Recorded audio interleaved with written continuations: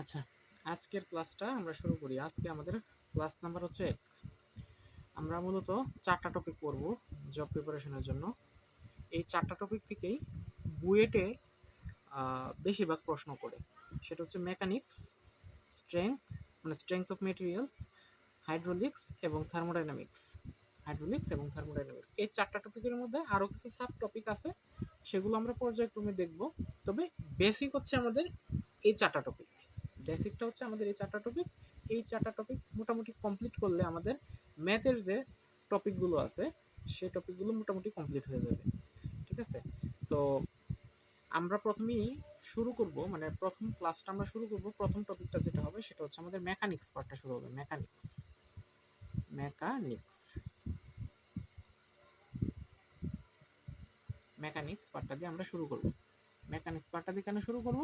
কারণ মেকানিক্স পার্টটার উপরেই তোমার স্ট্রেংথ অনেকটা, মানে স্ট্রেংথের অনেক আলোচনা তোমার মেকানিক্স পার্টের মধ্য দিয়েই কভার হবে। মেকানিক্সের বেসিকটা যদি তোমার স্ট্রং হয়ে যায় তাহলে তুমি স্ট্রেংথ অনেক কিছুই ধরতে পারবা। সেম ভাবে আবার হাইড্রোলিক্সও তুমি ধরতে পারবা, থার্মোডাইনামিক্সও ধরতে পারবা। এখন বলতে পারো যে হ্যাঁ ভাই, ইউনিট কনভারসেশনটা প্রথমে দেখাইলে ভালো হতো। না, আমি ইউনিট কনভারসেশনটা প্রথমে দেখাবো না, এই জন্যই কারণ হচ্ছে মেকানিক্সের মূলত ইউনিট কনভারসেশনটা নাই।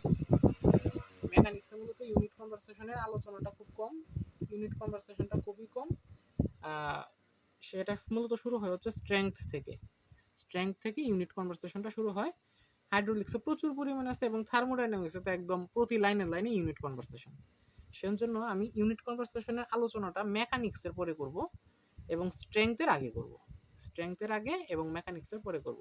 যেহেতু ইউনিট কনভারসেশনটা আমি তোমাকে বুঝাবো, কিন্তু বোঝানোর পরেও মূল কাজটা হচ্ছে তুমি যত বেশি অঙ্কের মধ্যে প্র্যাকটিস করবা তত বেশি তুমি ইউনিট কনভারসেশন বিষয়ে দক্ষ হবা। যেহেতু মেকানিক্সের মধ্যে তেমন কোনো ইউনিট কনভারসেশন নাই, আমি এটা এখন আলোচনা করতেছি না। আর এখন আলোচনা করলেও তুমি এটা প্র্যাকটিস করতে পারবা না, যার দরুন সেটা ওই আমি পড়ানো পর্যন্তই সীমাবদ্ধ থাকবে।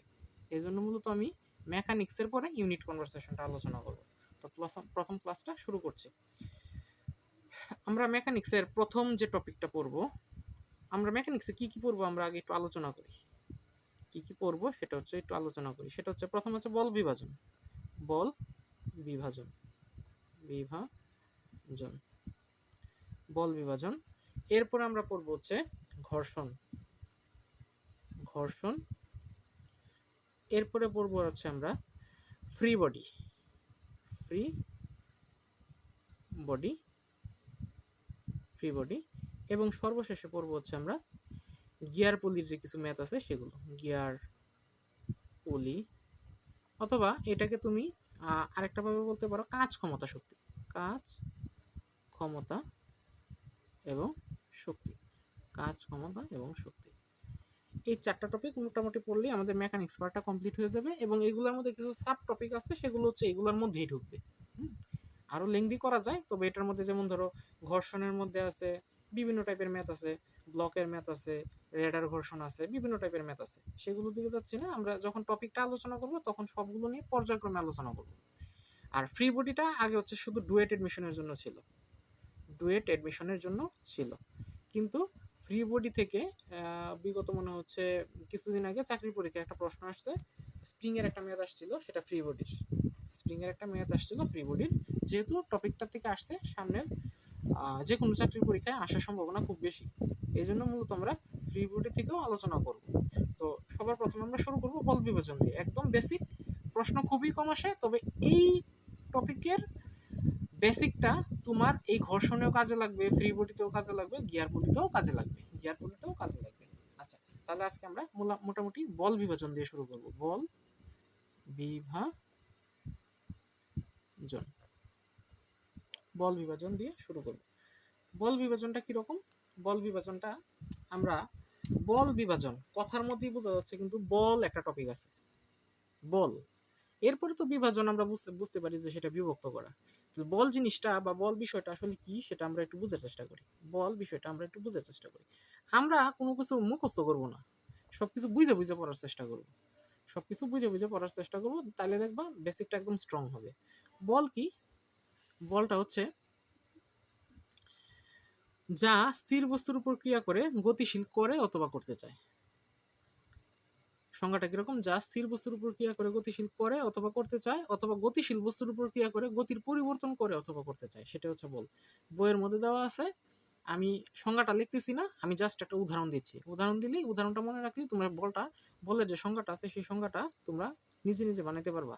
সেটা হচ্ছে বল। দেখো প্রথমে কি বলছে? যা স্থির বস্তুর উপর ক্রিয়া করে গতিশীল করে অথবা করতে চায়। আমরা একটা উদাহরণ দিই। মনে করো এখানে একটা ফুটবল আছে, হ্যাঁ, ফুটবল আছে। এটা মাঠের উপর স্থির অবস্থায় আছে, তখন তোমার এক ফ্রেন্ড এখানে আছে, তাকে তুমি পাস দিতে চাও, পাসটা তুমি কিভাবে দিবা?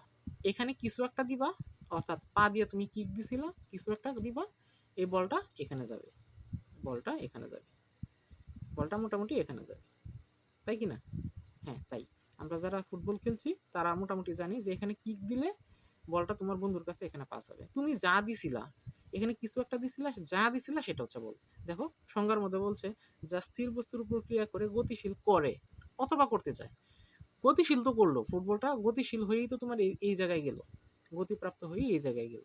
কিন্তু ঘটনা হচ্ছে স্থির বস্তুর উপর ক্রিয়া করে গতিশীল করে অথবা করতে চায়। করে বা করতে চায় কিরকম? যদি এরকম থাকতো, বলটা তোমার গেল, যদি এরকম থাকতো, বলটা যদি না যেত, অথবা আরেকটা যদি ধরো এখানে একটা দেয়াল আছে, এই দেয়ালের মধ্যে, দেয়ালকে তুমি ধাক্কা দিতেছো, ওই দিক দিয়ে ধাক্কা দিতেছো, দেয়ালটাকে কি কোনোভাবে এখানে নেওয়া সম্ভব? এই জায়গায় আনা সম্ভব না, কিন্তু তুমি তো কিছু একটা দিতেছো, তার মানে বলের সংখ্যাটা বলছে যা স্থির বস্তুর উপর ক্রিয়া করে গতিশীল করে অথবা করতে চায়। দেখো তুমি দিতেছো কিন্তু করতে পারতেছে না, সেটা ভিন্ন কথা, কিন্তু তুমি তো দিচ্ছ। এটাই মূলত হচ্ছে বল। যা স্থির বস্তুর উপর ক্রিয়া করে গতিশীল করে অথবা করতে চায়, এবং গতিশীল বস্তুর উপর ক্রিয়া করে। যেমন স্থির বস্তুর আমরা দুইটা দেখলাম, গতিশীল বস্তুর জন্য একটা উদাহরণ দেখি। যেমন ধরো সাইকেল হচ্ছে প্রকৃষ্ট উদাহরণ। কিরকম? সাইকেলটা তুমি কি করতা? চালাইতা, তারপর দেখলা সামনে অনেক ভিড় আছে, অথবা একটা দেয়াল আছে, তোমার সাইকেলটা ব্রেক করার প্রয়োজন হইতো। ব্রেক করার প্রয়োজন করার সাথে সাথে দেখো তুমি এদিক দিয়ে চালাইতা, ব্রেক করার সাথে সাথে কি হইতো? আস্তে আস্তে আস্তে আস্তে এসে সাইকেলটা এখানে আইসা, এখান দিয়ে এদিক দিয়ে আইসা তোমার এই জায়গায় এসে কি করতো? একদম স্টপ হয়ে যেত। দেখো গতিশীল বস্তুর বেগের পরিবর্তন করতেছে, এটাই মূলত হচ্ছে বল। তাহলে আমরা সংজ্ঞাটা কি বললাম? যা স্থির বস্তুর উপর ক্রিয়া করে গতিশীল করে অথবা করতে চায়, অথবা গতিশীল বস্তুর উপর ক্রিয়া করে গতির পরিবর্তন করে বা করতে চায়, সেটাই হচ্ছে কি বল। সংজ্ঞাটা দেখে নিও, আর উদাহরণ দুটা মনে রাখলেই মোটামুটি জিনিসটা ক্লিয়ার হয়ে যাবে। ওকে, এখন আমরা কোন বল পড়বো? এটা হচ্ছে নিউটনিয়ান বল। আমি যে বলের সংজ্ঞাটা দিলাম এটা হচ্ছে নিউটনিয়ান বল।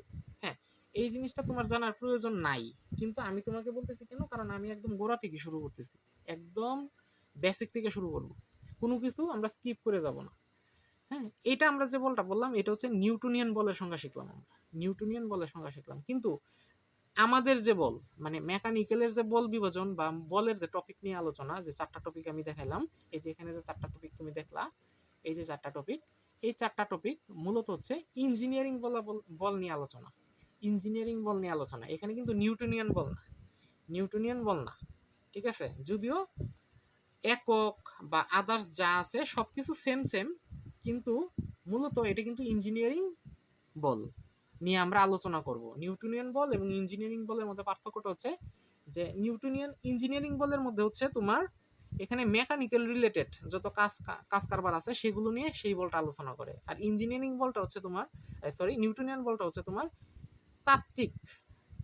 তাত্ত্বিক বিষয়গুলো নিয়ে আলোচনা করে। বুঝতে পারছো ব্যাপারটা? তো যদি বুঝে থাকো, আমরা একটু বোঝার চেষ্টা করি। বলের বিজ্ঞানী নিউটন কি করছিল? বলের উপর তোমার তিনটা সূত্র প্রদান করছিল বিজ্ঞানী নিউটন। কিরকম বলছিল? যে প্রথম সূত্রটা এরকম, প্রথম সূত্রটা কি বলছিল? প্রথম সূত্রটা বলছিল বাহ্যিক কোনো বল প্রয়োগ না করলে স্থির বস্তু চিরকাল স্থির এবং গতিশীল বস্তু চিরকাল সুষম দ্রুতিতে সরল রেখা বরাবর চলতে থাকবে। বাহ্যিক কোনো বল প্রয়োগ না করলে, চিন্তা করো, আমি যে তোমাকে এখানে সাইকেলের উদাহরণটা দিছিলাম না, এটাই কিন্তু ওই নিউটনের প্রথম সূত্রের একটা উদাহরণ। কিরকম? বাহ্যিক কোনো বল প্রয়োগ না করলে স্থির বস্তু চিরকাল স্থির। দেখো এখানে যে ফুটবলটা তুমি রাখছিলা, এই ফুটবলটার উপর তুমি যদি কোনো কিছু না দিতা, সে আজীবনই কিন্তু এই ফুটবলটা এখানে বসে থাকতো। তার মানে বাহ্যিক কোনো বল প্রয়োগ না করলে স্থির বস্তু চিরকালই স্থির থাকতো। এটা কিন্তু এখান থেকে এখানে যেত না। আবার গতিশীল বস্তু চিরকাল সুষম দ্রুতিতে সরল রেখা বরাবর চলতো। দ্বিতীয় প্রশ্নে কি বলছে? যে গতিশীল বস্তু চিরকাল সুষম দ্রুতিতে সরল রেখা বরাবর চলতো। কিরকম? ওই যে আমরা সাইকেলের উদাহরণটা দিছিলাম, যে সাইকেলটা তুমি যদি এখানে ব্রেক না ধরতা, তাহলে তুমি এখানে কোনোভাবেই থামাইতে পারতা না। কোনোভাবেই তুমি থামাইতে পারতা বলো? তুমি তো বলতে পারতো যে ভাই আমি যদি এখানে ব্রেক না ধরি এটা তো কি সারা জীবনই এভাবে চলবে? হ্যাঁ, সারা জীবনই এটা এভাবে চলতো যদি এখানে চাকার মধ্যে চাকা এবং ভূমির মধ্যে কোনো প্রকার ফ্রিকশন যদি না থাকতো, এবং এখানে বাতাস আছে, আমাদের চারপাশে যে বাতাস আছে, বাতাসেরও কিন্তু এখানে একটা প্রভাবক হিসেবে কাজ করবে। ঠিক আছে, প্রভাবক হিসেবে কাজ করবে। সুতরাং তুমি যদি এই সাইকেলটার মধ্যে কোনো প্রকার মানে একদম কোনো প্রকার কোনো বল টল যদি কাজ না করতো, তাহলে কিন্তু সুষম রেখা বরাবর চলতেই থাকতো। তার মানে প্রথম সূত্রটা হচ্ছে বাহ্যিক কোনো বল প্রয়োগ না করলে স্থির বস্তু চিরকাল স্থির এবং গতিশীল বস্তু চিরকাল সুষম দ্রুতিতে সরল রেখা বরাবর চলবে। এটা হচ্ছে নিউটনের প্রথম সূত্রের উদাহরণ। এখন প্রথম সূত্রের উদাহরণ কি তুমি মুখস্থ করবা? না, তুমি একবার দুইবার পড়বা, প্রথম একবার দুইবার পড়বা, কিন্তু ঘটনা হচ্ছে তুমি প্রথম উদাহরণগুলো মনে রাখবা। উদাহরণগুলো যদি তুমি মনে রাখো, আশা করি তুমি নিজে নিজে বানাইতে পারবা। আর না হলে কিন্তু পরীক্ষার হলে তোমার একটা ঝামেলা মানে দেখা দিবেই যে কোনটা প্রথম সূত্র কোনটা দ্বিতীয় সূত্র। হ্যাঁ, এটা একটা তোমার ঝামেলা দেখা দিবে। এখন আসো আমরা একটু দ্বিতীয় সূত্র নিয়ে আলোচনা করি। দ্বিতীয় সূত্রটা কিরকম? দ্বিতীয় সূত্রটা নিয়ে আলোচনা করি। এই দ্বিতীয় সূত্রটা কিন্তু মেইনলি খুব ইম্পর্টেন্ট। দ্বিতীয় সূত্রটাই খুব ইম্পর্টেন্ট, বুঝছো? দ্বিতীয় সূত্রটা খুব ইম্পর্টেন্ট, আমরা এটা নিয়ে একটু আলোচনা করি। দ্বিতীয় সূত্রটা কিরকম আমরা একটু আলোচনা যদি করি, একটু স্পেস নিলে জিনিসটা একদম সুন্দর হবে। দ্বিতীয় সূত্র কি বলতেছে? দ্বিতীয় সূত্রের মধ্যে বলতেছে যে বস্তুর ভরবেগের পরিবর্তনের হার এর উপর প্রযুক্ত বলের সমানুপাতিক। কিরকম? বস্তুর ভরবেগের পরিবর্তনের হার। দেখো ভরবেগটা কি? ভর এবং বেগ জিনিসটা কি? ভরবেগ কথাটা কিন্তু একসাথে, বেগ। ভরবেগ জিনিসটা কি? ভরবেগ জিনিসটা হচ্ছে ভর এবং বেগের গুণফল। ভর এবং বেগের গুণফল। যেরকম ভরের ইংরেজি হচ্ছে মাস, এই জন্য একে এ দ্বারা প্রকাশ করে। আর ব্যাগটা কি? ব্যাগটা তো আমরা বুঝি যে এক্সিলারেশনের ইংরেজিটা হচ্ছে ত্বরণ, এক্সিলারেশনের ইংরেজিটা হচ্ছে ত্বরণ। আর ব্যাগের ইংরেজিটা হচ্ছে ভেলোসিটি, এজন্য এটাকে ভি দ্বারা প্রকাশ করে। ব্যাগের ইংরেজিটা হচ্ছে ভেলোসিটি, এজন্য এটাকে ভি দ্বারা প্রকাশ করে। আচ্ছা, তাহলে ভরবেগটা কি? ভরবেগটা হচ্ছে ভর এবং বেগের গুণফলটাই হচ্ছে ভরবেগ। তাহলে সুতরাং আমরা এখান থেকে কি লিখতে পারি? M V. ভরবেগটা হচ্ছে এম ভি। বুঝতে পারছো? ক্লিয়ার? তাহলে কি বলতেছে? বস্তুর ভরবেগের পরিবর্তনের হার বলছে। বস্তুর ভরবেগের পরিবর্তন আমরা একটু চিন্তা করি, একটা উদাহরণ দিই। উদাহরণ দিলে জিনিসটা আরো ক্লিয়ার হবে। কিরকম? যেমন ধরো এখানে সেম জিনিসটা ছিল, তোমার একটা ফুটবল ছিল। সেই ফুটবলটা কিরকম? এরকম। মনে করো এই ফুটবলটার ভর হচ্ছে এম। ভর আমি কথার কথা ধরে নিলাম, ফুটবলটার ভর হচ্ছে এম, এবং সে আদিবেগ ইউ নিয়ে অবস্থান করতেছে। আদিবেগ কিরকম? আদিবেগ ইউ নিয়ে সে অবস্থান করতেছে। তখন তোমার ফ্রেন্ড মানে বন্ধু এখানে হচ্ছে একটা কিক দিছিল, কিছু একটা দিছিল, মানে বল প্রয়োগ করছিল। বল প্রয়োগ করার সাথে সাথে বলটা তোমার এই জায়গায় চলে গেছে, তোমার কাছে চলে গেলে তখন বস্তুর কিন্তু ওই ফুটবলের ভরটা কিন্তু এমই ছিল। ফুটবলের ভরের কিন্তু কোনো পরিবর্তন হয়নি। যেমন এটা যদি 5 কেজি হয়, 5 কেজি ফুটবলের ভরটা যদি 5 কেজি হইতো, এটাও কিন্তু 5 কেজি হইতো। কিন্তু এখানে ঘটনা হচ্ছে তুমি ইউ আদিবেগ নিয়ে যাত্রা শুরু করছিলা, মানে তোমার কিকটা দেওয়ার আগে তোমার ব্যাগটা ছিল ইউ, কিন্তু এখন কি তোমার ব্যাগ ইউ আছে? না, ইউ নাই। কেন? কারণ এটা তখন স্থির অবস্থায় ছিল। এখন সে একটা নির্দিষ্ট গতিবেগ প্রাপ্ত হয়েছে, তখন সেটার ব্যাগ আমি কথার কথা ধরে নিলাম ভি। কথার কথা ধরে নিলাম ভি, ভি বেগে সে প্রাপ্ত হয়েছে। প্রাপ্ত হওয়ার সাথে সাথে দেখো, চিন্তা করো কি বলতেছে, বস্তুর ভর বেগের পরিবর্তন, পরিবর্তনটা কত হইলো, দেখো এখানে ভর বেগটা হচ্ছে এম ইউ, এম ইউ, এবং এখানে ভরবেগটা হচ্ছে এম ভি। এখানে হচ্ছে ভরবেগটা হচ্ছে এম ইউ, কারণ আমরা শিখে আসছি ভরবেগ সমান সমান কি, ভর এবং বেগের গুণফল। তাহলে ভরটাও গুণ দিলাম আর ভর এবং বেগ একসাথে গুণ দিলাম, এখানেও ভর এবং বেগটা একসাথে গুণ দিলাম। তাহলে ভরবেগের পরিবর্তনটা কত হইলো বলো তো, পরিবর্তন কত হইলো, তোমার ছিল এম ইউ কিন্তু হয়ে গেল এম ভি, তাহলে পরিবর্তনটা কত হইলো, পরিবর্তনটা অবশ্যই এখানে লিখি আমি, পরিবর্তনটা কত, পরিবর্তন, পরিবর্তনটা কত হইল, শেষটা থেকে প্রথমটা বিয়োগ, শেষটা থেকে প্রথমটা বিয়োগ না, তোমার কাছে ছিল 5 টাকা, একটা উদাহরণ দিচ্ছি, ছিল 5 টাকা, তোমাকে কেউ একজন আরো 5 টাকা দিল, তাহলে তোমার কাছে এখন কত টাকা হইল, 10 টাকা হইল, 10 টাকা হইল, তাহলে তোমার পরিবর্তন কত, শেষটা থেকে তুমি প্রথম 5 টাকাটা বিয়োগ দিলে তো তোমার পরিবর্তন 5 টাকাটা তুমি পাইলা। তার মানে পরিবর্তনটা কত হইলো, পরিবর্তনটা হচ্ছে, ভরবেগের পরিবর্তনটা হইলো শেষ থেকে আদিটা বিয়োগ, আদিটা বিয়োগ, অর্থাৎ ভরবেগের পরিবর্তনটা হচ্ছে M V minus M U. এখন আসো আমরা মূল সূত্রতে যাই। দ্বিতীয় সূত্রতে বলছে বস্তুর ভরবেগের পরিবর্তন, পরিবর্তনের কি বলছে, পরিবর্তনের হার, ভরবেগের পরিবর্তনের হার, হার যখন কথাটা থাকবে অলওয়েজ মাথায় রাখবো, হার কথাটা যখন থাকবে তখন অলওয়েজ সময় দিয়ে ভাগ দিতে হয়, সময় দিয়ে ভাগ দিতে হয়।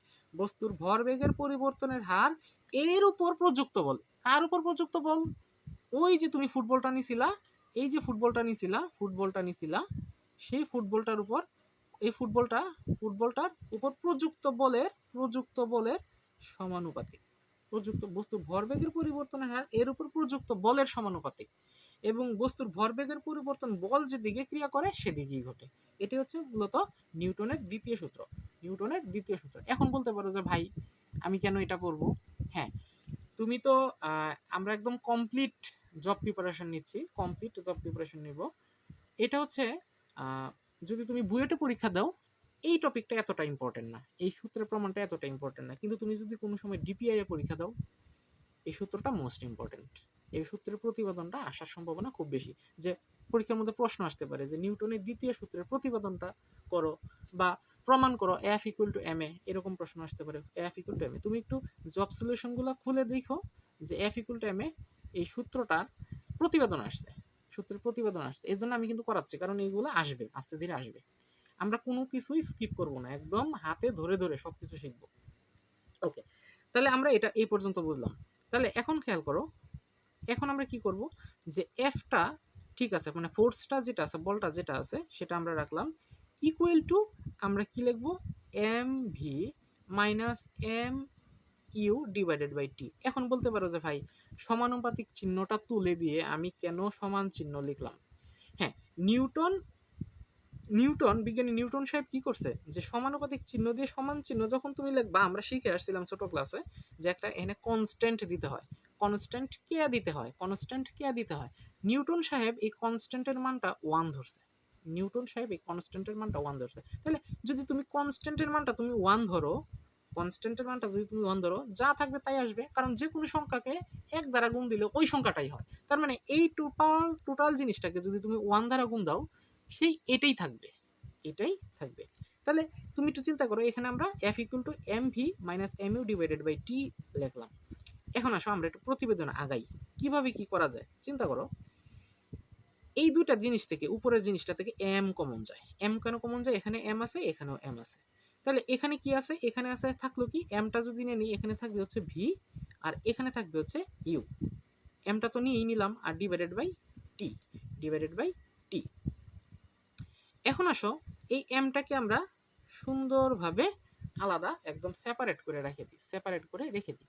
তাহলে এমটাকে আমি রাখলাম সুন্দরভাবে, আর এখানে আছে, এখানে কি থাকলো, এখানে থাকলো হচ্ছে V minus U divided by T, V minus U divided by T. এখন আসো এটা কিন্তু অবশ্যই একটা ব্র্যাকেট দেওয়া উচিত, কেননা আমরা এমটাকে সেপারেট করছি। আচ্ছা এখন আসো এমটাকে যা আছে তাই রাখলাম, এই V minus U divided by T into A লেখা যায়, এ লেখা যায়, এই এটা কি, এটা হচ্ছে অ্যাক্সিলারেশন, এটা হচ্ছে অ্যাক্সিলারেশন, ত্বরণ। এখন আসো বলতে পারো যে ভাই আমি তো V minus U divided by T equal to A যে হয় সেটা আমি জানি না। হ্যাঁ, তুমি জানো না, ঠিক আছে, আপাতত আমাকে একটু বিশ্বাস করে নাও। এই যে V minus U equal to T, V minus U divided by T equal to যে এ হয়, সেটা আমি তোমাকে ইউনিট কনভার্সেশন যখন শেখাবো তখন তোমাকে এই জিনিসটা আমি দেখাই দিব।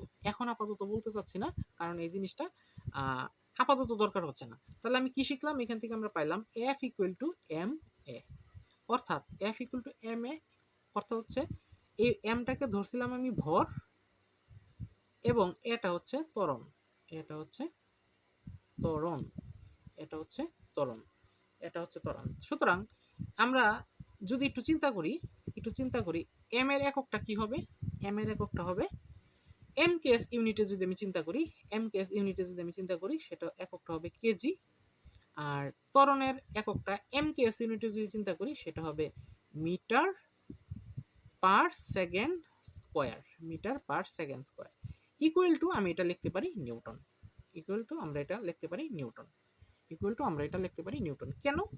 কারণ এক কেজি, এক KG metre per second square সমান সমান 1 নিউটন, 1 নিউটন।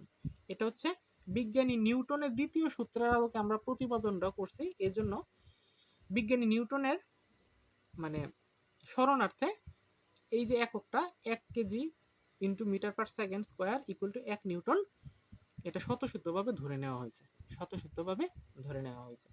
ওকে, এই জিনিসটা যদি ক্লিয়ার হয় আমরা এখন আবার একটু সামনের দিকে আগাবো, আবার একটু সামনের দিকে আগাবো। আমরা শিখে আসলাম কি?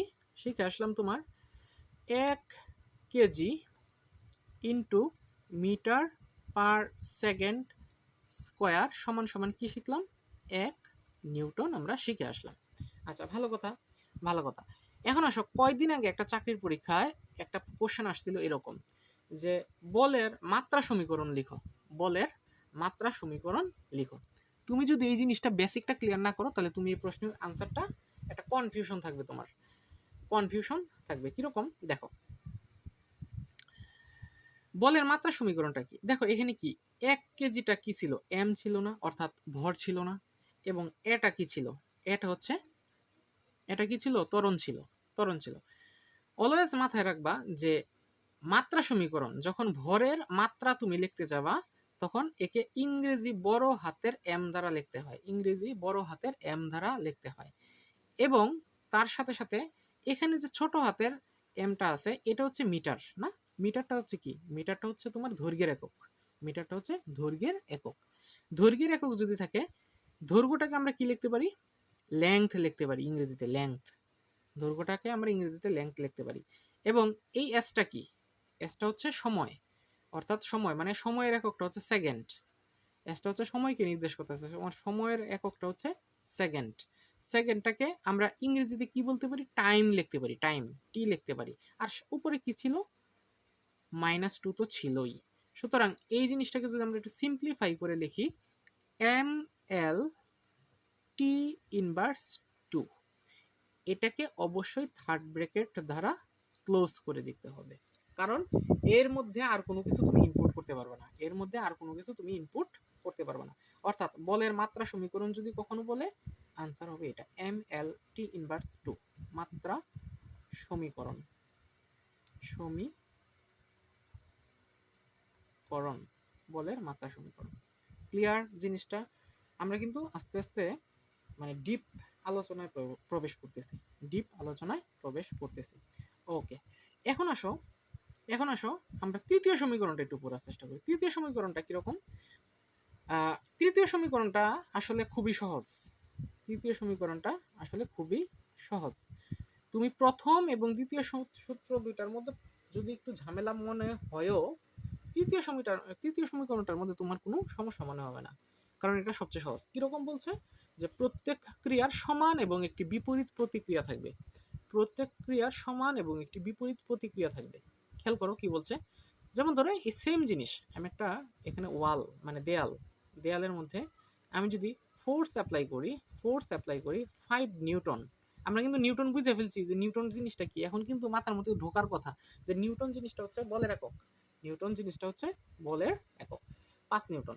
আমরা যদি 5 নিউটন বল, 5 নিউটন মানে 5 নিউটন বল যদি আমি এখানে দেয়ালের মধ্যে অ্যাপ্লাই করি, সেই দেয়ালও কিন্তু বিপরীতভাবে বিপরীতভাবে বিপরীতভাবে এবং একই বিন্দুতে আমাকে 5 নিউটন বল দিবে, আমাকে 5 নিউটন বল দিবে। কেন? কারণ বিজ্ঞানী নিউটন বলছে যে প্রত্যেক ক্রিয়ার সমান এবং একটি বিপরীত প্রতিক্রিয়া থাকবে। দেখো সমান 5 নিউটন কিন্তু 5 নিউটন সমান কিন্তু বিপরীত দিকটা হচ্ছে বিপরীত, অর্থাৎ এটা যদি 5 নিউটন হয় এটাও 5 নিউটন ঠিকই আছে, কিন্তু এর আগে একটা মাইনাস দিতে হবে। কেন? এর আগে একটা মাইনাস দিতে হবে। কেন? কারণ এই যে দিকটা বিপরীত, দিকটা বিপরীত। এই মাইনাসটা দ্বারা আসলে বোঝাচ্ছে কি জানো? এই মাইনাসটা দ্বারা বোঝাচ্ছে যে এই 5 নিউটন বল যেদিকে, এই 5 নিউটন বল যেদিকে, এই 5 নিউটন বলই ঠিক আছে কিন্তু তার দিকটা হচ্ছে বিপরীত দিকে। অর্থাৎ এখান থেকে আরেকটা কোশ্চেন আসে পড়ে, এখান থেকে আরেকটা কোশ্চেন আসে কিরকম, এখান থেকে আরেকটা কোশ্চেন আসে এরকম যে বলটা হচ্ছে অবশ্যই একটা দিক রাশি, যাকে ইংরেজিতে বলা হয় ভেক্টর রাশি, যাকে ইংরেজিতে বলা হয় ভেক্টর রাশি। এমসিকিউ এ অনেক সময় অনেক চাকরি পরীক্ষার প্রশ্ন আসে যে বল কোন ধরনের রাশি, বলটা অবশ্যই ভেক্টর রাশি। বুঝতে পারছো ব্যাপারটা কি? ব্যাপারটা হচ্ছে যে আমরা 5 নিউটন বল যেদিকে অ্যাপ্লাই করছি এদিকেও 5 নিউটন বলই অ্যাপ্লাই হইলো, কিন্তু তার মাইনাসটা দ্বারা বোঝাচ্ছে দিকটা তার বিপরীত দিকে, দিকটা তার বিপরীত দিকে। ওকে, এখন আসো আমরা আরেকটা জিনিস আমরা একটু বোঝার চেষ্টা করি। আমরা কিন্তু আলোচনা আস্তে আস্তে একটু এলাবোরেট করতেছি, হ্যাঁ আলোচনা একটু ডিপে প্রবেশ করার চেষ্টা করতেছি। দেখো আচ্ছা, আমরা যদি একটা জিনিস একটু চিন্তা করি, একটু বাস্তবতা দিয়ে যদি চিন্তা করি, এরকম যদি থাকে, ধরো আমরা ছোটবেলায় ছোটবেলায় এরকম খেলছি না অনেক সময়, বা টিভির মধ্যে যদি নাও খেলি, ছোটবেলায় কিন্তু এরকম দেখছি একটা দড়ির মধ্যে মাঝ বরাবর একটা রুমাল বাঁধা ছিল, মাঝ বরাবর একটা রুমাল বাঁধা ছিল। ওই শায়েক সিরাজের হচ্ছে একটা অনুষ্ঠানের মধ্যে আমরা দেখতাম যে কৃষকের ঈদ আনন্দ, সেখানে একটা দড়ির মধ্যে মাঝ বরাবর একটা রুমাল বাঁধা থাকতো, কিছু মানুষ এদিক দিয়ে টানতো, কিছু মানুষ এদিক দিয়ে টানতো এবং কিছু মানুষ এদিক দিয়ে টানতো, এবং সেই রুমালটা একটা নির্দিষ্ট জায়গা যদি পার করে কোনো দিক দিয়ে নিয়ে যাওয়া যায়, কোনো দিক দিয়ে নিয়ে যাওয়া যায়, তাহলে সেই দলটা জয়ী হইতো, সেই দলটা জয়ী হইতো, সেই দলটা জয়ী হইতো। এখন কথাটা হচ্ছে এখান দিয়ে আমরা কি বোঝার চেষ্টা করতেছি, এই জিনিস দিয়ে আমরা একটা বিস্তর একটা জিনিস বোঝার চেষ্টা করবো। কিরকম? ধরলাম প্রথম পক্ষ, এখানে প্রথম পক্ষ, প্রথম পক্ষ, এটা হচ্ছে দ্বিতীয় পক্ষ, দ্বিতীয় পক্ষ।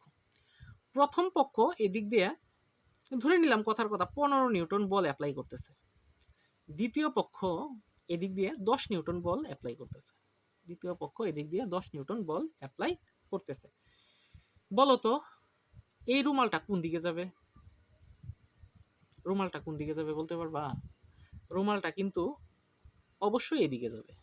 কেন? কারণ এই বোঝাই যাচ্ছে যে 10 নিউটন বল এদিকে, সরি 15 নিউটন বল এদিকে এবং 10 নিউটন বল এদিকে, তাহলে সমান সমান কত হলো? যে রুমালটা এদিকে যাবে, কারণ বলের পরিমাণ এদিকে বেশি, বলের পরিমাণটা এদিকে বেশি, আর বলের পরিমাণটা এদিকে যেহেতু কম তার মানে এদিকে যাবে না, তার মানে এদিকে যাবে না। আচ্ছা, এখন যদি তোমাকে আমি প্রশ্ন করি, আমরা তো এটা বুঝলাম যে রুমালটা এদিকে যাবে, বুঝে ফেললাম। এখন বলো তো যে রুমালটা তো এদিকে যাবে, সেটা ঠিকই আছে, কত নিউটন বল নিয়ে এদিকে যাবে? প্রশ্নটা যদি এরকম হয় যে কত নিউটন বলটা নিয়ে এদিকে যাবে, বুঝার কথা। দেখো আমরা নিউটন সাহেবের ওই তৃতীয় সূত্র থেকে আমরা পড়ে আসছি যে তৃতীয় সূত্র আলোকে আমরা কি শিখছিলাম যে এদিকে একটা ক্রিয়া করতেছে 5 নিউটন সমান এবং বিপরীত বল ক্রিয়া করতেছে এইদিকে। সেম জিনিস দেখো এইদিকে ক্রিয়া করতেছে কত? 5 নিউটন, সরি 15 নিউটন। আমরা যদি এই উদাহরণটা থেকে বোঝার চেষ্টা করি, এদিকে ক্রিয়া করতেছে 15 নিউটন, ওই দিকে ক্রিয়া করতেছে কত? 10 নিউটন, 10 নিউটন। এখন কথা হচ্ছে আমার রুমালটা গেল কোন দিকে? এদিকে। কতটুক বলে যাবে? দেখো এইটাকে যদি আমি প্লাস হিসেবে চিন্তা করি, এটাকে যদি আমরা প্লাস হিসেবে চিন্তা করি, তাহলে এইটার দিক তো এই পাশে, তাহলে এইটার দিকটা কোন দিকে? ওই পাশে। তাহলে অবশ্যই এই দিকটার জন্য আমি 15টাকে প্লাস ধরছি, তাহলে এই দিকটার জন্য আমি অবশ্যই 10টাকে মাইনাস ধরবো, 10টাকে আমি মাইনাস ধরবো। কেন? কারণ ওই যে বিজ্ঞানী নিউটনের তৃতীয় সূত্র, বিজ্ঞানী নিউটনের তৃতীয় সূত্র। তাহলে এখন বলো তো 15 থেকে 10 বিয়োগ দিলে আমার কত থাকবে? 5 নিউটন। এজন্যই কিন্তু তুমি এখানে একটু আগে শিখে আসছো যে এদিকে 5 নিউটন বল নিয়ে এদিকে যাবে, এদিকে 5 নিউটন বল নিয়ে এদিকে যাবে।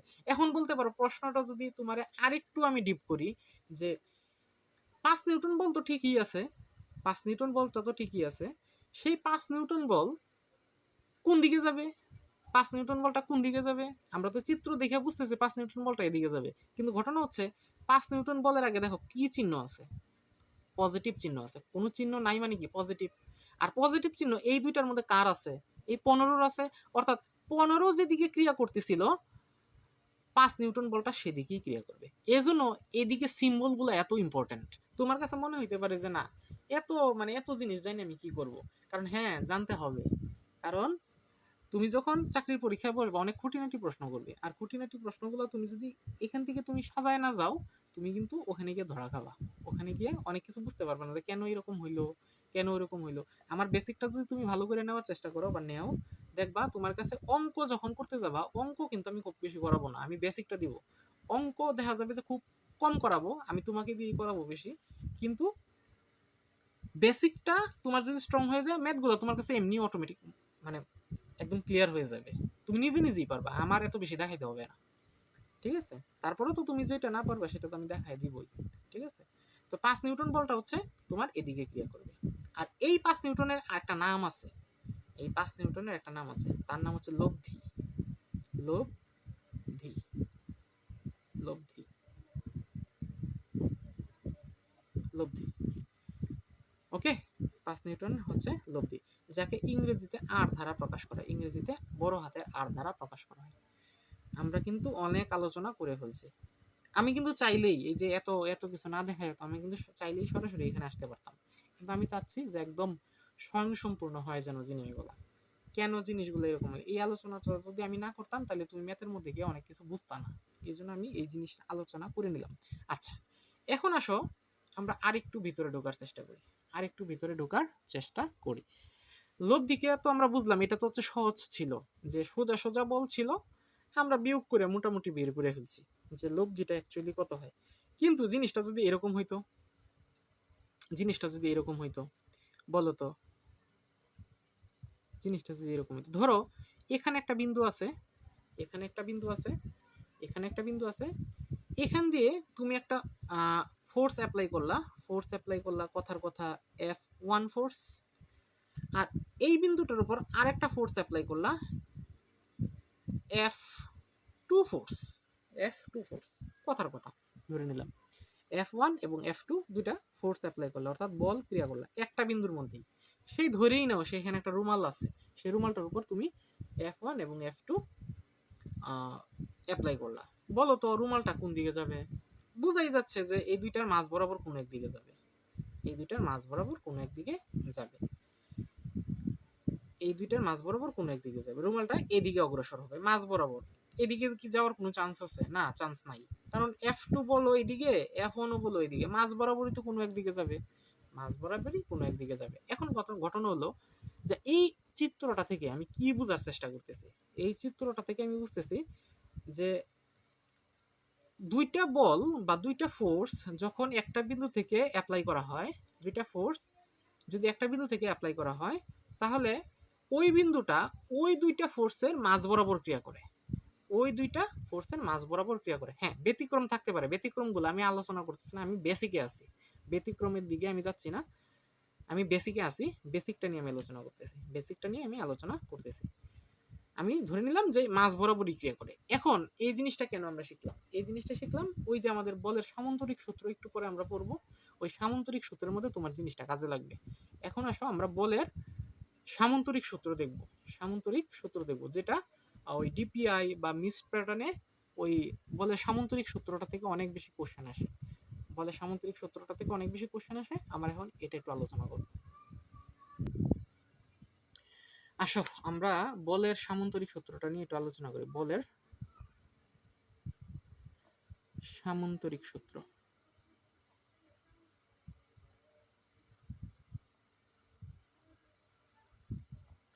সামান্তরিক সূত্র বিষয়টা কি?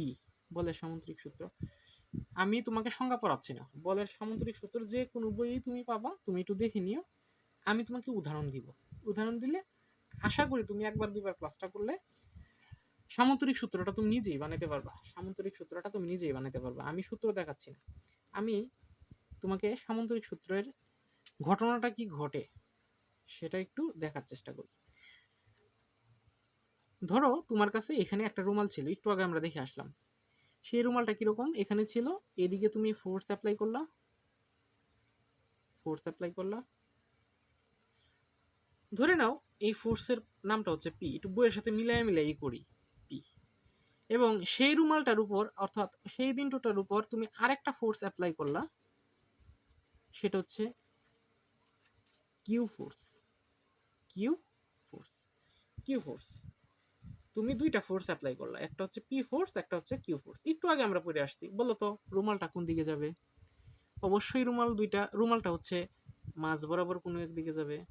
আর এই পি ফোর্স এবং কিউ ফোর্সের জন্যই তো এই রুমালটা এদিকে গেছে, এই রুমালটা এদিকে গেছে। তার মানে আমি বলতে পারি পি এবং কিউ এর লব্ধি হচ্ছে আর, লব্ধি হচ্ছে আর, আমি বলতেই পারি, হ্যাঁ বলতেই পারি। তাহলে লব্ধি যদি আর হয়, আমরা সেই আর এর মানটা নির্ণয় করার চেষ্টা করবো। এটাই মূলত বলের সামুদ্রিক সূত্র, লব্ধির আরটা আমরা নির্ণয় করব। এখন এটা নির্ণয় করার জন্য আমাকে একটু কাজ করে নিতে হবে। কাজটা কিরকম, এই ফোর্সটাকে আমরা হচ্ছে দেখো পিটা এখান থেকে এদিকে সরাসরি ক্রিয়া করছিল, ওই পি এর সামান্তরিক মানে পি এর সমান্তরালে সমান্তরালে একটা ফোর্স আমরা কি নিব, আরেকটা ফোর্স আমরা পি নিব, আরেকটা ফোর্স আমরা পি নিব, আরেকটা ফোর্স আমরা পি নিব। এবং এখানে কিউ একটা বল কাজ করছিল, সেই কিউ এর সমান্তরালে সমান্তরালে আমরা আরেকটা ফোর্স নিব, সেই ফোর্সটা কি কিউ, সেই ফোর্সটা হচ্ছে কিউ, আমরা কিউ নিলাম। এবং দেখো চিন্তা করো যে এই পি এবং কিউ এর মাঝ থেকে হচ্ছে আরটা কাজ করছিল। তার মানে এটাও যদি পি হয় এটাও যদি কিউ হয়, সেম সেম জিনিস যদি হয়, তাহলে এটাও এদের মাঝ বরাবরই গিয়ে কাজ করবে, এটাও এদের মাঝ বরাবরই গিয়ে কাজ করবে। ক্লিয়ার জিনিসটা? যদি ক্লিয়ার হয় আমরা আরেকটু সামনের দিকে আগাই। এই জিনিসটা কি দেখো, এটা হচ্ছে এদিকে কাজ করতেছে, তার মানে এটাও এদিকে কাজ করবে, পিটাও এদিকে কাজ করবে, কিউটা যদি এদিকে কাজ করে তাহলে এই কিউটাও এদিকেই কাজ করবে। আমরা মোটামুটি বুঝলাম যে চিত্রটা আমরা বুঝলাম কিনা, চিত্রটা আমরা বুঝছি কিনা। ওকে, এখন আসো আমরা আর এর যদি মানটা নির্ণয় করতে চাই, আর এর যদি মানটা নির্ণয় করতে চাই, আমাকে আরেকটু কাজ করতে হবে। কি কাজ করতে হবে? এটার নাম দাও, এই নামটা হচ্ছে ও বিন্দু, মূল বিন্দু, মূল বিন্দু থেকে তুমি কাজটা শুরু করছিলা। এটার নাম দাও এ দাও, এই বিন্দুটার নাম একটা বি দাও, এই বিন্দুটার নাম একটা সি দাও। কেন আমরা প্রত্যেকটা কোণার নাম দিলাম? কারণ আমাদের সবগুলোই কাজে লাগবে, এই জন্য আমরা প্রত্যেকটা কর্নারের একটা করে নাম দিয়ে দিলাম, প্রত্যেকটা বিন্দুর একটা করে নাম দিয়ে দিলাম। এই বি থেকে প্রমাণের স্বার্থে এই বি থেকে আমি ও এর উপর একটা লম্ব অঙ্কন করব, লম্ব অঙ্কন করব, লম্ব অঙ্কন করব।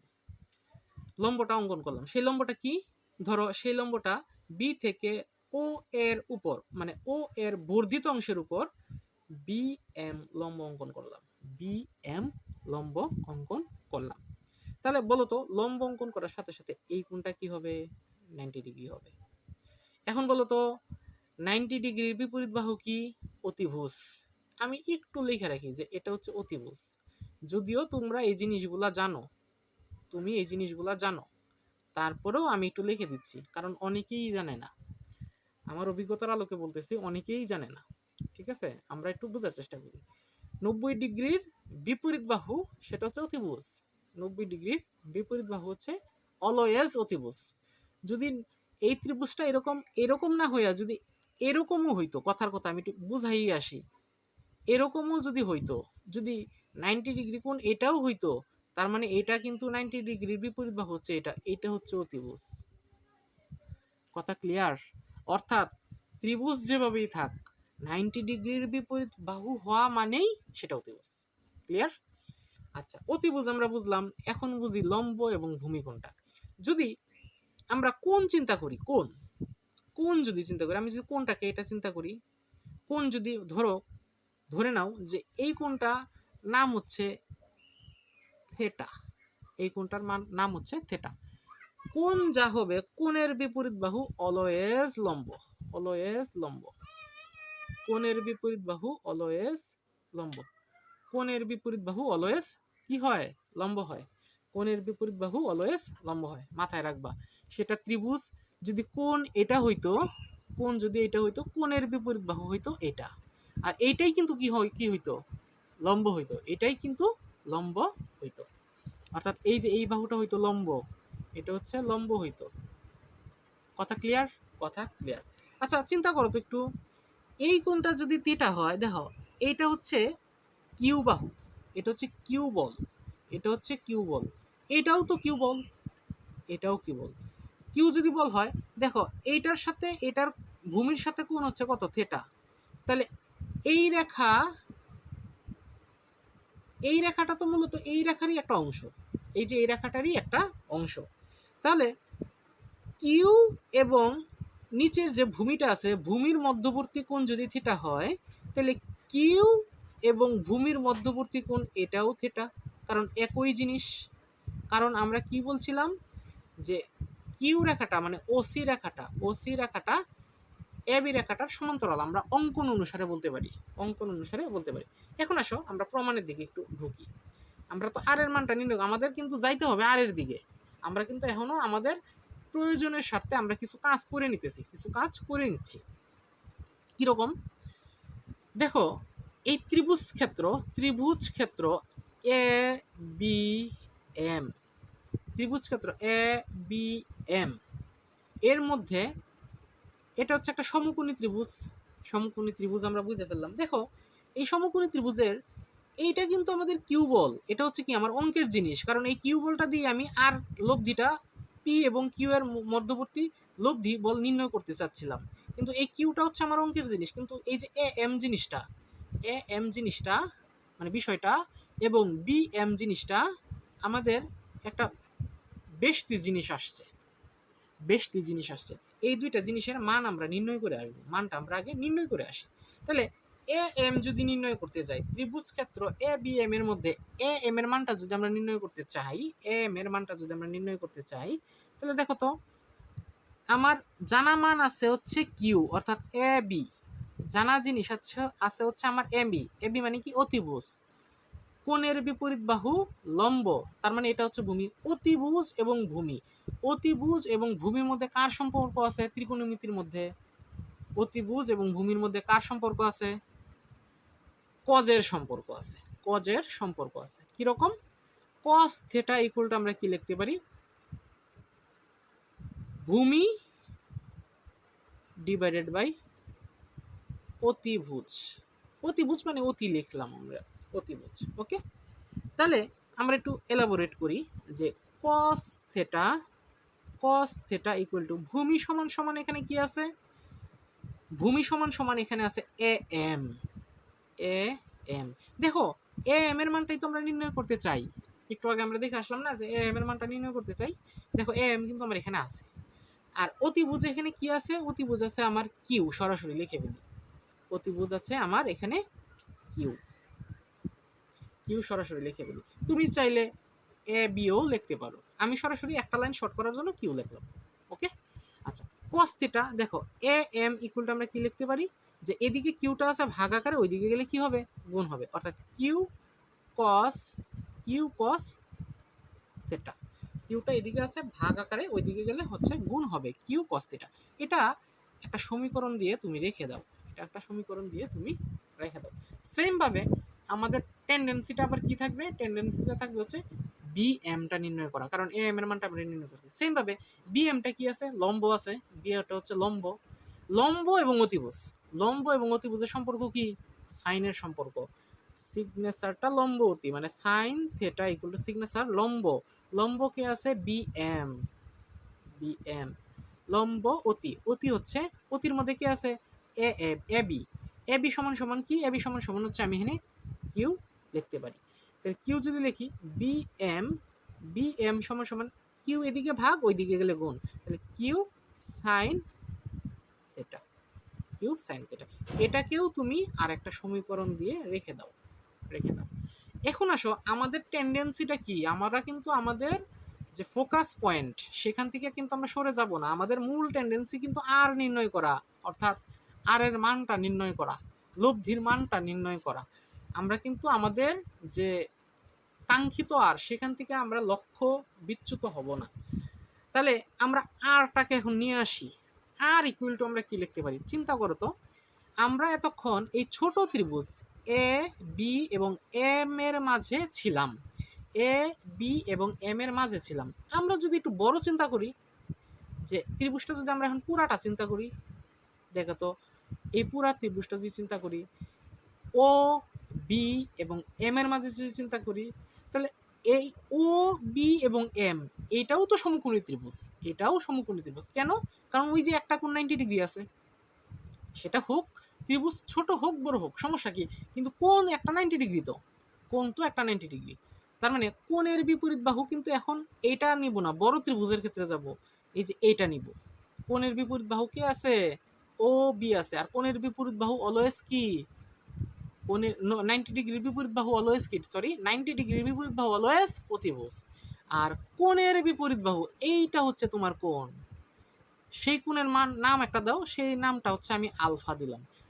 কোণের বিপরীত বাহু, দেখো বিপরীত বাহু কি আছে? এই যে ত্রিভুজ, এই পুরা ত্রিভুজের মধ্যে এটা কোণের বিপরীত বাহু হচ্ছে লম্ব, এটা তো লম্বই দেওয়া আছে। তাহলে এখন আমরা কি করতে পারি? এখান থেকে আমরা লিখতে পারি যে সমকোণী ত্রিভুজ ও বি এম এর মাঝে আমরা একটা পিথাগোরাসের উপপাদ্য শিখছিলাম, যে অতিভুজ স্কয়ার ইকুয়াল টু লম্ব কে আছে? কোণের বিপরীত বাহু লম্ব, মানে বি এম স্কয়ার, অতিভুজ স্কয়ার ইকুয়াল লম্ব স্কয়ার প্লাস ভূমি স্কয়ার। ভূমি কি আছে?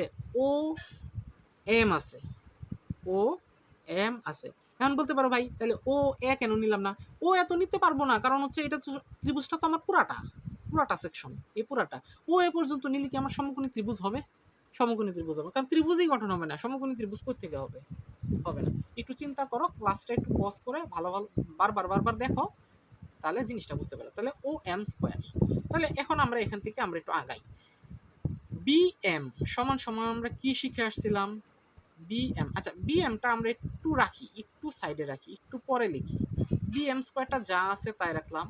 ও এম সমান সমান আমরা কি লিখতে পারি? দেখো তো, ও এম সমান সমান আমরা লিখতে পারি, এটা লিখতে পারি কিনা, যে ও এম যে কথা, ও এম যে কথা, ও থেকে এম পর্যন্ত যাওয়া যে কথা, ও থেকে এ পর্যন্ত যাওয়া একই কথা, ও থেকে এ পর্যন্ত যাওয়া প্লাস এ থেকে এম পর্যন্ত যাওয়া, এ থেকে এম পর্যন্ত যাওয়া একই কথা। দেখো, ও থেকে এম পর্যন্ত যাওয়া যে কথা, ও থেকে এ প্লাস এ থেকে এম একই জিনিস।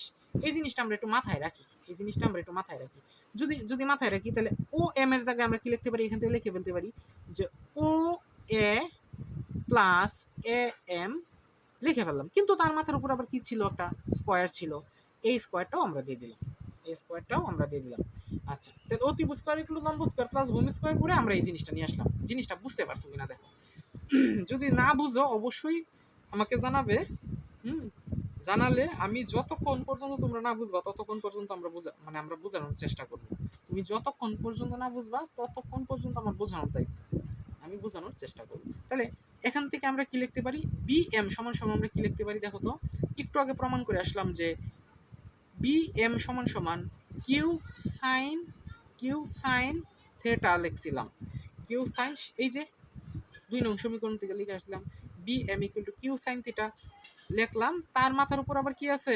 স্কয়ার আছে, এই যে স্কয়ার দিয়ে দিলাম প্লাস ও এ সমান সমান আমরা কি? ও এ সমান সমান দেখো তো, ও আর এ ইকুয়াল টু আমরা পি লিখতে পারি না? পি লিখতে পারি, কারণ ও এ সমান সমান আমরা পি ধরে আসছিলাম। ওই যে এখানে ও এ সমান সমান আমরা কি ধরে আসছিলাম? পি ধরে আসছিলাম। ও এ সমান সমান আমরা পি ধরে আসছিলাম, এই পিটা আমরা ও এর জায়গায় পিটা আমরা বসাই দিলাম, প্লাসটা আমরা যা আছে তাই দিলাম। এ এম সমান সমান আমরা কি? ওই যে একটু আগে শিখে আসছি, Q cos theta plus Q cos theta, তার উপরে আবার স্কয়ার আছে, ওকে। যদি স্কয়ারটা থাকে আমরা একটু আগাই। এখন আসো আমাদের প্রমাণের মোটামুটি আমরা কাছাকাছি চলে আসছি কিরকম, এই স্কোয়ারটা যখন টোটালটার উপর আছে, কিউর উপর আছে, সাইন থিটার উপর আছে, তাহলে ভাগ ভাগ করে দিতে পারি। কিভাবে লিখতে পারি? কিউবের উপরে স্কোয়ার প্লাস সাইনের উপরে স্কোয়ার থিটা। এই স্কোয়ারটা কিন্তু আবার থিটার উপর দিতে যাও না, থিটার উপর দিলে কিন্তু সেটা গ্রহণযোগ্য হবে না, কারণ থিটার কোনো নির্দিষ্ট মান নাই। সাইনের সাথে থিটা আছে বিধায়ী থিটার দাম আছে, সাইনের সাথে থিটা আছে বিধায়ী থিটার দাম আছে। অ্যাকচুয়ালি থিটার কোনো দাম নাই, সাইন ছাড়া থিটার কোনো দাম নাই। ওকে, তাহলে আমরা যার সাথে বসলে দাম আছে তার উপরই তো দিব, অর্থাৎ স্কোয়ারটা আমি সাইনের উপরই দিব, প্লাস প্লাস রাখলাম। দেখো তো, এটাকে যদি এ চিন্তা করি, এটা যদি বি চিন্তা করি, A plus B whole square হয় না? A plus B whole square সমান সমান কি? এ স্কোয়ার, এ বলতে আছে P, A square plus two A B, A বলতে আছে পি, বি বলতে আছে Q cos theta, two A B plus B square, B বলতে কি আছে কিউ কস থেটা, তার টোটালটার উপরে কি হইতো? স্কোয়ার হইতো।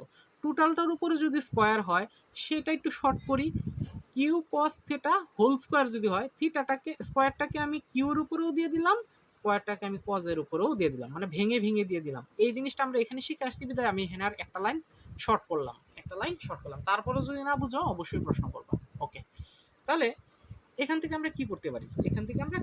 দেখো, পি স্কোয়ারটা আমরা স্বাভাবিক অবস্থানে রাখলাম, আর প্লাস দেখো এইটা আর এটা, হ্যাঁ, এই দুইটা জিনিসকে আমরা একসাথে রাখি, মানে কিউটাকে আমরা একসাথে রাখি,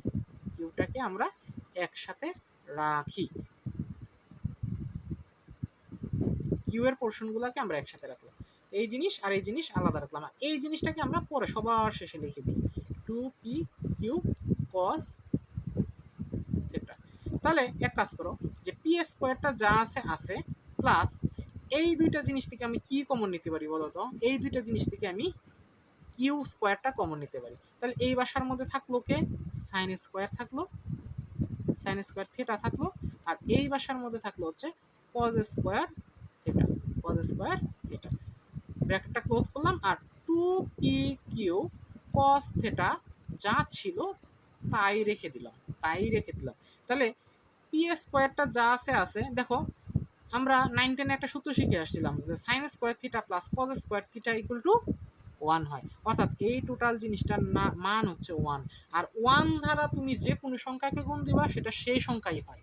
1 দ্বারা তুমি যাকেই গুণ দাও সেটা সেই সংখ্যাই হবে, অর্থাৎ 1 দ্বারা যদি তুমি 5 কে গুণ দাও তাহলে 5 হবে, 1 দ্বারা যদি তুমি 6 কে গুণ দাও তাহলে 6 হবে। তার মানে 1 দ্বারা যদি তুমি কিউ স্কোয়ারের গুণ দাও, কিউ স্কোয়ারকে গুণ দাও, তাহলে কিউ স্কোয়ারই হবে। আর যেহেতু এটা হচ্ছে 1 লিখলাম, আর A plus two P Q cos theta রেখে দিলাম।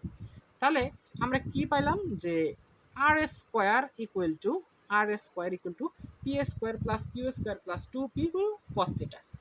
এটাকে যদি আমরা আরেকটু সিম্পলিফাই করি, কিভাবে করতে হয় দেখো, স্কোয়ারটা আমরা তো আর স্কোয়ারের মান দরকার নাই, আমার মান দরকার আর এর মান, অর্থাৎ লব্ধির মান দরকার। লব্ধি যদি এদিকে যদি স্কোয়ার থাকে ওইদিকে গেলে কি হয়? রোট হয়ে যায়, টোটালটার উপরে root, P square plus Q square plus two P Q cos theta. Okay, এটাই ছিল আমার লব্ধির মান নির্ণয় করার সূত্র, এবং এই সূত্রের প্রতিপাদনটা খুবই ইম্পর্টেন্ট। বুয়েটে কখনো দেয় নাই, দিলে দিতেও পারে, যদি কখনো দেয় যেন তুমি পারো, অথবা অন্যান্য যে চাকরির পরীক্ষাগুলো আছে, যেমন ধরো BUET PPI pattern, missed pattern, হ্যাঁ, বা যারা নিজেরা পরীক্ষা নেয় তারা অনেক সময় এই চাকরির পরীক্ষাগুলো এই প্রশ্নটা দিতে পারে যে লব্ধির সামুদ্রিক সূত্রে প্রমাণ করো, তখন যেন তুমি পারো। এই জন্য আমরা সূত্রের প্রতিপাদনটা একটু শিখলাম। এখন আসো, আমরা প্রথম দিকে আমরা বলছিলাম যে বল জিনিসটা একটা ভেক্টর রাশি। কিরকম? বল জিনিসটা একটা ভেক্টর রাশি যার অবশ্যই দিক থাকবে, মানের সাথে সাথে দিকও থাকবে। তুমি তো মান নির্ণয় করলা, এটা হচ্ছে লব্ধির মান নির্ণয় করার সূত্র, কিন্তু তুমি কি দিকটা নির্ণয় করছো? তুমি তো এখনো দিক নির্ণয় করো নাই। তাহলে আসো আমরা দিকটা একটু নির্ণয় করি। দিকটা একটু নির্ণয় করার চেষ্টা করি। দিকটা কিরকম? লব্ধির দিক নির্ণয় করার সূত্র দেখো, লব্ধির দিক নির্ণয় করার সূত্র। আমরা একটু আবার চিত্রের মধ্যে চলে যাই, চিত্রের মধ্যে আমরা একটু চলে যাই। কিরকম? চিত্রের মধ্যে আমরা দেখো লব্ধির দিক, লব্ধিটা কত ডিগ্রি কোণে গেছিল? লব্ধিটা হচ্ছে আলফা ডিগ্রি কোণে গেছিল নাকি? তাহলে এইটাই তো হচ্ছে লব্ধির দিক। লব্ধিটা হচ্ছে আলফা ডিগ্রি কোণে পি এর সাথে আলফা ডিগ্রি কোণে কোন দিকে মুভ করছিল? এদিকে মুভ করছিল, এদিকে মুভ করছিল। তাহলে লব্ধিটা যদি পি এর সাথে আলফা ডিগ্রি কোণে মুভ করে, কোণের বিপরীত বাহু ছিল লম্ব, কোণের বিপরীত বাহু ছিল লম্ব। আর কার সাথে কোণ উৎপন্ন করছিল? কোণটা উৎপন্ন করছিল দেখো পি এর সাথে। কেন? এই যে পি এর সাথে কোণটা, কোণটা কিন্তু কিউ এর সাথে না, পি এর সাথে। তাহলে আমরা এখান থেকে কোণের বিপরীত বাহু লম্ব এবং কোণ উৎপন্ন করছে ভূমির সাথে। তাহলে লম্ব এবং ভূমি, লম্ব এবং ভূমি তার অনুপাত কি? তার অনুপাত হচ্ছে ত্রিকোণমিতিকে ট্যান দ্বারা প্রকাশ করে। তাহলে tan alpha equal to, tan alpha equal to আমরা কি লিখতে পারি? লম্ব ডিভাইডেড বাই ভূমি, লম্ব ডিভাইডেড বাই ভূমি। ট্যানের অনুপাত কি? টাইনা লম্বা করো তুমি, লম্বা ডিভাইডেড বাই ভূমি। লম্ব, লম্ব কি আছে বলো তো? লম্বটা আছে এখানে বি এম, বি এম।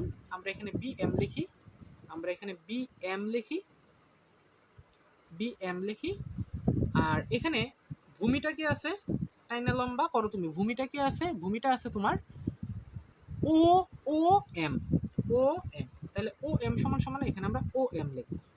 এখন আসো ও এম যদি আমরা লিখে ফেলি, দেখো চিন্তা করো যে ট্যান থেটা, ট্যান থেটা না sorry tan alpha B M সমান সমান আমরা কি লিখতে পারি? দেখো তো একটু আগে আমরা বুঝে আসলাম যে বি এম সমান সমান Q sine theta, Q sine theta, Q sine. এই যে প্রমাণ করে আসলাম আমরা একটু আগে, B M equal to Q sine theta. আর ও এম সমান সমান কি ছিল? আমরা শিখে আসলাম ও এ প্লাস এম, একটু আগে বুঝে আসছি। ও এম সমান সমান ও এ প্লাস ও এম। দেখো তো ও এ সমান সমান আমরা কি লিখছিলাম যেন? ও এ, দেখো এই যে চিত্রটার মধ্যে বা অথবা এখানেই দেখো ও এ সমান সমান আমরা কি লিখছিলাম? ও এ সমান সমান আমরা কি লিখছিলাম? এই যে চিত্রের মধ্যে ও এ সমান সমান আমরা কি লিখছিলাম? পি লিখছিলাম না? ও এ সমান সমান আমরা কি লিখছিলাম? পি লিখছিলাম না? তাহলে এখানে তুমি ও এম এর জায়গায় সরাসরি পি লিখে ফেলো, P, P. R O A সমান সমান পি লিখলা, আর এ এম, এ এম তো একটু আগে মান বের করলা, এ এম তো একটু আগে মান বের করলা কোথায়? এই যে Q cos theta, A M হচ্ছে কিউ কস থেটা। তার মানে লিখে ফেলে সরাসরি কিউ কস থেটা। এখন বলতে পারো যে ভাই শর্টকাট করলেন, আরেকটা লাইন, আরেকটা লাইন লিখে করলে কি হতো? আরেকটা লাইন লিখে করলে কি হতো? মাঝে মাঝে একটু ফাস্টে যাইতে হবে, আস্তে আস্তে আমরা ডিপে প্রবেশ করবো, তো সবকিছু ভাঙায় লেখা তো সম্ভব না। বুঝতে পারছো কিনা? তারপরেও যদি তোমরা না বুঝো অবশ্যই আমার প্রশ্ন করবা, তারপরেও যদি তুমি না বুঝো অবশ্যই আমাকে প্রশ্ন করবা। বুঝতে পারছো? এখানে আর কিছুই না। দেখো ও এম সমান সমান ও এ প্লাস এ এম। তাহলে ও এ সমান সমান হচ্ছে আমার পি, এই যে ও এ সমান সমান আমরা পি লিখছিলাম। আর এ এম সমান সমান আমরা কি? এ এম সমান সমান হচ্ছে কিউ কস থেটা, এই যে Q cos theta, Q cos theta আমরা লিখলাম। এই সমান সমান এই জিনিসটা, এইটাই হচ্ছে লব্ধির দিক নির্ণয় করার সূত্র। এটা হচ্ছে কি? লব্ধির দিক নির্ণয় করার সূত্র। এখন ঘটনা হচ্ছে আসো একটু অ্যাডভান্স আলোচনায় ঢুকি।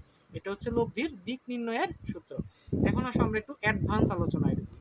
দেখো তো একটু ভালো করে খেয়াল করো, এই আলফাটা, এই আলফাটা তুমি যদি আমাকে প্রশ্ন করো ভাই আলফাটা তো পি এর সাথে কোণ, দেখো আলফাটা কার সাথে কোণ ছিল? আমি যে চিত্রটা আঁকাইছি আলফাটা ছিল পি এর সাথে কোণ, পি এর সাথে কোণ।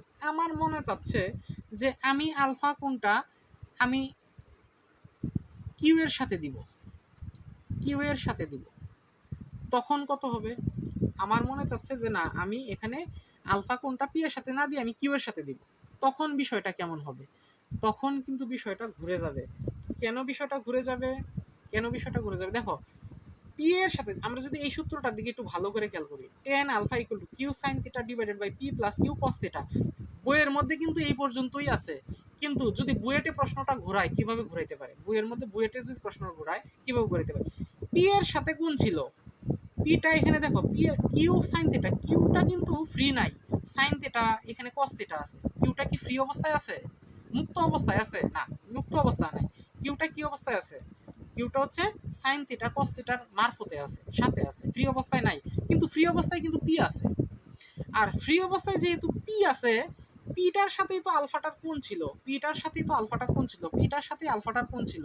তার মানে আমরা প্রশ্ন করতে পারি, আমি চিত্রের মধ্যে বা অঙ্কের মধ্যে যার সাথে কোণ থাকবে সে অলওয়েজ ফ্রি থাকবে, সে অলওয়েজ ফ্রি থাকবে, যার সাথে কোণ সে অলওয়েজ ফ্রি থাকবে। যদি তুমি এখানে এখন প্রশ্ন করতে পারো যে ভাই আমি যদি কিউ দিয়া কোণ নির্ণয় করতে যাইতাম, আমি যদি কিউ দিয়া কোণ নির্ণয় করতে যেতাম তাহলে কি হইতো? আমার মনে চাচ্ছে যে না, আমি কোণটা একটু আগে আপনি বললেন যে কোণটা পি এর সাথে ছিল, আমি পি এর সাথে নিব না, আমি পি এর সাথে আমি নিব হচ্ছে আমি নিব হচ্ছে কিউ এর সাথে, আমি নিব হচ্ছে কিউ এর সাথে, আমি নিব হচ্ছে কিউ এর সাথে। আমি যদি কিউ এর সাথে নিতে চাই তখন আমি কি করব? সরাসরি লিখে দিব যে tan আলফা সমান সমান আমি কি করব, এখানে তুমি একটু সাইড নোটে লিখে রাখতে পারো পি এর সাথে কোণ, পি এর সাথে সাথে কোণ, পি এর সাথে কোণ। আর যদি তুমি কিউ এর সাথে কোণ নিতে চাও তখন কি করবা? পিটাকে তুমি সাইন কজের মধ্যে দিয়ে দিবা, কিউটাকে তুমি ফ্রি অবস্থায় রাখবা, অর্থাৎ কিউটাকে তুমি ফ্রি অবস্থায় রাখবা, কিউটাকে তুমি ফ্রি অবস্থায় রাখবা, কিউটাকে তুমি ফ্রি অবস্থায় রাখবা, প্লাস পিটাকে তুমি জোড়ায় জোড়ায় দিয়ে দিবা, জোড়ায় জোড়ায় দিয়ে দিবা, জোড়ায় জোড়ায় দিয়ে দিবা। বুঝতে পারছো? এই ছিল বেসিক। দেখো এখানে এখানে কোনটা কার সাথে হবে, এটাও দিক নির্ণয়ের সূত্র, কিন্তু এটা হচ্ছে কোনটা কার সাথে, কোনটা হচ্ছে কিউ এর সাথে, কিউ এর সাথে, কিউ এর সাথে। আর আগেরটা কার ছিল? পি এর সাথে। বুঝতে পারছো? অর্থাৎ শর্টকাটে শিখো, এই সূত্রের মধ্যে যে ফ্রি অবস্থায় থাকবে তার সাথে কোণ, যে মুক্ত অবস্থায় থাকবে তার সাথে কোণ, যে যুক্ত অবস্থায় থাকবে তার সাথে কোণ না। ক্লিয়ার কথাটা? দুইটা সূত্রই প্রযোজ্য। পরীক্ষার মধ্যে পেঁচাইলে এর চেয়ে বেশি পেঁচাবে না, আমি যতটুকু বলছি এর চেয়ে বেশি পেঁচানোর সম্ভাবনা। ঠিক আছে? তো মোটামুটি আমরা দুইটা সূত্রের প্রতিপাদন শিখে ফেলছি। আজকে যেহেতু ফার্স্ট টাইম ক্লাসটা লেংদি করছি না, আগামী ক্লাসে আমরা আরও ডিটেলস কিছু শিখে তারপর ম্যাথের দিকে যাব, আরও কিছু সমীকরণ আছে সেগুলো শিখে আমরা ম্যাথের দিকে যাব। তো আজকের ক্লাসটা এই পর্যন্তই। হ্যাঁ, আজকের ক্লাসটা এই পর্যন্তই। আর আমার সাথে যোগাযোগ করার নাম্বার, আমার সাথে যখন আমার সাথে যোগাযোগ করতে পারো তোমরা এই নাম্বারে 01646801177 অথবা 01704996059। এই দুইটা নাম্বারে আমার সাথে যোগাযোগ করো। এই নাম্বারে হোয়াটসঅ্যাপ খোলা আছে, এই নাম্বারে হোয়াটসঅ্যাপ খোলা আছে, এই নাম্বারে হোয়াটসঅ্যাপ খোলা আছে, দুইটার মধ্যেই হোয়াটসঅ্যাপ খোলা আছে। তুমি হচ্ছে যেটাতে খুশি আমার সাথে যোগাযোগ করতে পারো, হোয়াটসঅ্যাপ খোলা আছে, হোয়াটসঅ্যাপ খোলা আছে। ওকে, তো এই হচ্ছে মোটামুটি কথা। এই ছিল আমার ক্লাস, আজকের প্রথম ক্লাস। আজকের ক্লাস যেহেতু প্রথম ক্লাস এত বড় করছি না। যদি যে কোনো জায়গায় যদি না বুঝে থাকো অবশ্যই প্রশ্ন করবা, অবশ্যই আমাকে জানাবা যে ভাই আমি এই জায়গায় বুঝতেছি না, অবশ্যই আমি বুঝায় দেওয়ার চেষ্টা করব।